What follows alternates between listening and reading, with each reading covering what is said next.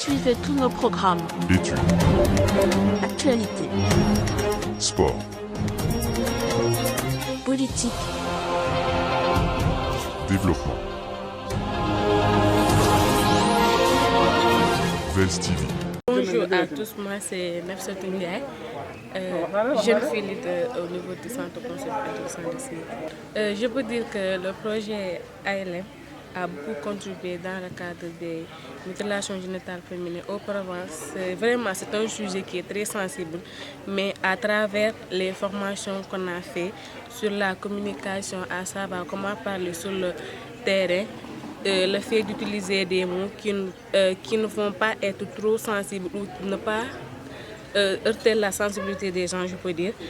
Maintenant, à travers les activités qu'on fait, comme les dialogues mère-fille, les dialogues intergénérationnels, beaucoup d'autres activités là, ça permet maintenant de changer la mentalité des gens, à savoir maintenant communiquer sur ce sujet n'est pas très sensible, je peux dire maintenant, parce que à travers, on a tendance à faire autant d'activités dans les zones d'intervention. Par exemple, dans le mois, on fait dans cette zone d'intervention 3 à 4 activités. Maintenant, ça devient une habitude. C'est facile d'aborder ces genres de sujets avec ces mêmes personnes parce qu'il y a maintenant un changement de mentalité envers ces personnes. Ce sont ces personnes même qui recommandent les activités ou même qui s'engagent dans la lutte contre les mutilations génitales féminines. Grâce au projet TJLM, le changement personnel que je peux dire tout d'abord, c'est le développement personnel, à savoir la confiance en soi. Parce que on a fait beaucoup de voyages, c'est grâce à ce projet on a découvert beaucoup de lieux et aussi à rencontrer d'autres champions, à savoir sur comment elles travaillent, comment elles déroulent leurs activités. Mais le changement le plus qui m'a marqué, je peux dire, le fait de me mettre devant les personnes, les grands-parents, ou de me mettre dans les lieux dont on ne peut pas discuter des MZF, d'avoir cette courage ou d'avoir cette courage en fait de communiquer avec eux sans pour autant heurter leur sensibilité, aussi de défendre certaines personnes jusqu'à ce que on ne les excise pas. Comme par exemple moi, c'est grâce à Kumba Ao que je n'étais pas excisée parce que dans notre maison, il y a ma grande sœur qui a subi cet acte. Et moi, c'est une tradition, je peux dire, grâce à leur intervention, le CCA et d'autres personnes, que j'ai failli, que je n'étais pas excisée en fait, je peux dire. Je peux dire que Amref a beaucoup contribué à ces changements parce que déjà, avant Amref, il y a d'autres projets qui viennent dire on est là pour lutter contre les MZ et tout. Mais Amref a contribué de manière qui est très différente. Comme par exemple, quand on nous forme, on est suivi et en plus, les activités qu'on mène, il y a des zones d'intervention, on ne fait pas une seule activité, on part et on ne revient plus.